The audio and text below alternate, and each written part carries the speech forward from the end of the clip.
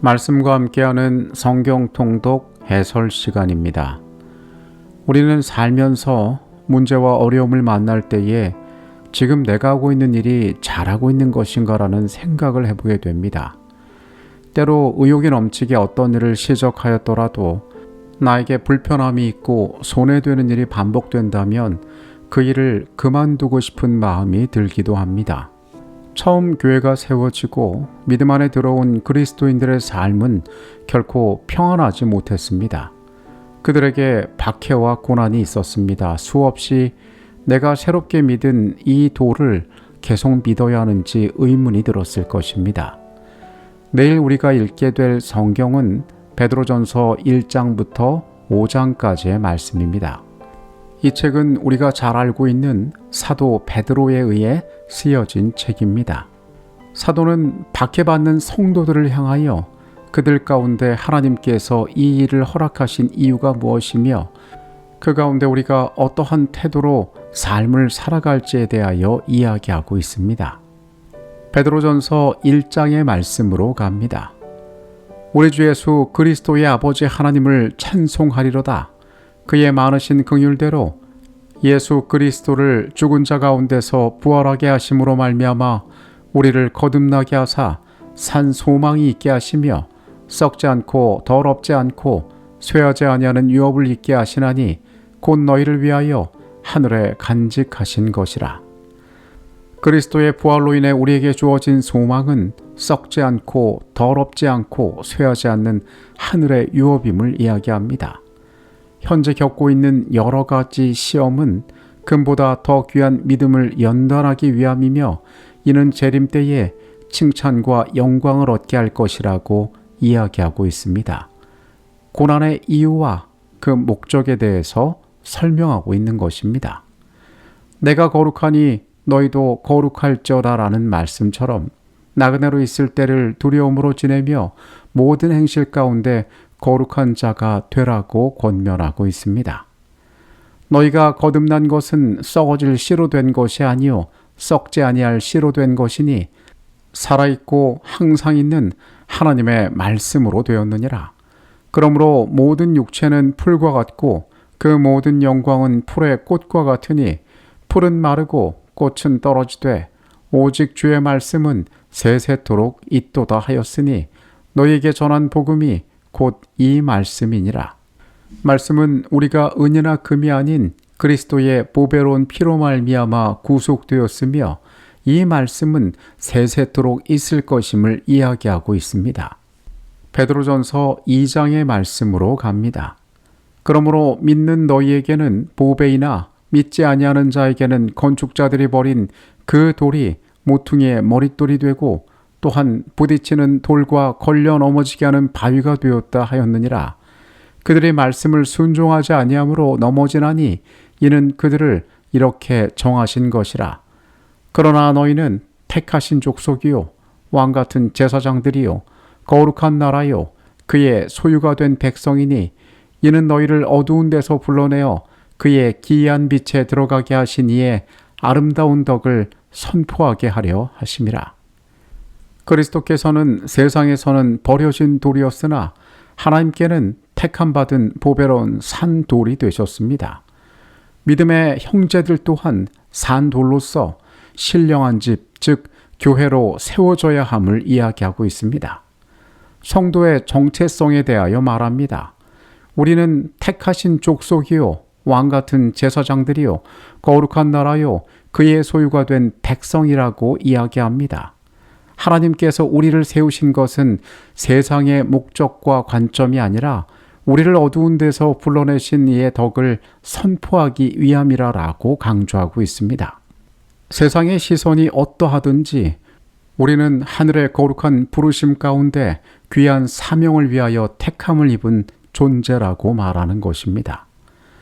국가와 제도의 권력에 순종하며 선한 행실로 어리석은 사람들의 말을 무익하게 하라고 성경은 권면합니다. 또한 그리스도께서 고난을 받으심으로 우리에게 본이 되신 것처럼 그분의 걸음을 따라가라라고 이야기하고 있습니다. 베드로전서 3장의 말씀으로 갑니다. 아내들아 이와 같이 자기 남편에게 순종하라. 이는 혹 말씀을 순종하지 않는 자라도 말로 말미암지 않고 그 아내의 행실로 말미암아 구원을 받게 하려 함이니, 남편들아 이와 같이 지식을 따라 너희 아내와 동거하고 그를 더 연약한 그릇이요 또 생명의 은혜를 함께 이어받을 자로 알아 귀히 여기라. 이는 너희 기도가 막히지 아니하게 하려 함이라. 3장의 말씀은 가정 내에서 관계에 대하여 권면하고 있습니다. 아내는 정결한 행실과 온유한 심령으로 남편에게 순종하며, 남편은 아내를 더 연약한 그릇으로 알고 귀히 여기라 라고 말씀하고 있습니다. 마지막으로 말하노니 너희가 다 마음을 같이하여 동정하며 형제를 사랑하며 불쌍히 여기며 겸손하며 악을 악으로 욕을 욕으로 갚지 말고 도리어 복을 빌라. 이를 위하여 너희가 부르심을 받았으니 이는 복을 이어받게 하려 하심이라. 고난을 당하는 자들에게 사람들의 악에 대하여 내가 어떠한 반응을 나타낼지는 꽤나 곤란한 문제였을 것입니다. 두려워하지 말고 그리스도를 마음의 주로 삼아 거룩하라고 권면합니다. 우리 안에 있는 소망에 관한 이유를 묻는 자들에게는 온유와 두려움으로 대답할 것을 항상 준비하고 있으라고 성경은 이야기합니다. 4장의 말씀으로 갑니다. 4장의 말씀은 종말에 가까운 시대에 성도가 어떠한 마음가짐을 가져야 할지와 그리스도인으로 받는 고난에 대하여 이야기하고 있습니다. 남은 때를 사람의 정욕에 따르지 않고 하나님의 뜻에 따라 살기로 결심하라라고 권면하고 있습니다. 만물의 마지막이 가까이 왔으니 그러므로 너희는 정신을 차리고 근신하여 기도하라. 무엇보다도 뜨겁게 서로 사랑할지니 사랑은 허다한 죄를 덮느니라. 정신을 차려 근신하여 기도하며 무엇보다 뜨겁게 서로 사랑하라고 말합니다. 서로 대접하기를 원망 없이 하고 받은 은사대로 선한 청지기처럼 봉사하는 삶을 살 것을 강조하고 있습니다. 사랑하는 자들아, 너희를 연단하려고 오는 불시험을 이상한 일 당하는 것 같이 이상히 여기지 말고 오히려 너희가 그리스도의 고난에 참여하는 것으로 즐거워하라. 이는 그의 영광을 나타내실 때에 너희로 즐거워하고 기뻐하게 하려 함이라. 여기에 불시험이라 표현된 것은 성도들의 삶에서 말로 표현할 수 없는 위협이 되었을 것입니다. 이러한 고난을 만날 때에 이것을 이상히 여기지 말고 그리스도의 고난에 참여하는 것을 즐거워하고 스스로 그것을 영광으로 여기라라고 이야기합니다. 그리스도인들이 고난 중에 가져야 할 삶의 자세가 어떠한 것인지를 이야기하고 있는 것입니다. 베드로전서 5장의 말씀으로 갑니다. 마지막 장인 5장에서는 교회의 질서와 사단의 공격에 대비하는 영적 경계에 대한 권면을 하고 있습니다. 지도자들을 향하여 억지로 하지 말고 하나님의 뜻에 따라 자원함으로 일을 하며 더러운 이득을 탐하지 말고 양무리의 본이 되라고 권면합니다. 하나님께서는 교만한 자를 대적하시고 겸손한 자에게 은혜를 베푸시는 분이시기 때문에 그분의 능하신 손 아래 겸손할 것을 이야기합니다. 너희 염려를 다 주께 맡기라. 이는 그가 너희를 돌보심이라. 근신하라 깨어라. 너희 대적 마귀가 우는 사자같이 두루다니며 삼킬 자를 찾나니 너희는 믿음을 굳건하게 하여 그를 대적하라. 이는 세상에 있는 너희 형제들도 동일한 고난을 당하는 줄 알미라. 모든 염려를 주께 맡기라 이야기합니다. 그분께서 우리를 돌보시기 때문입니다. 마귀가 우는 사자처럼 삼킬 자를 찾고 있기에 근신하여 깨어 있으라고 권면하고 있습니다. 우리가 삶에서 문제를 만났을 때에, 우리가 그리스도 안에서 고난을 만날 때에 우리는 마치 불필요한 일이 나에게 벌어진 것처럼 원망하고 억울해할 때가 있는지도 모르겠습니다.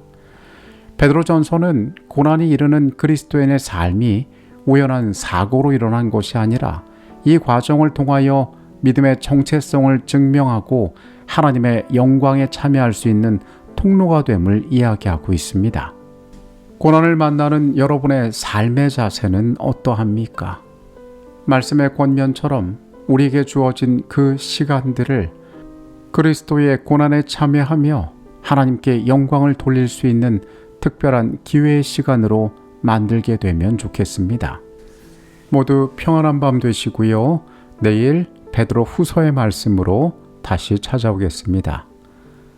하나님, 이 땅을 살아가면서 때로 우리가 세상의 것을 바라보기 때문에 낙심하는 순간들이 있습니다.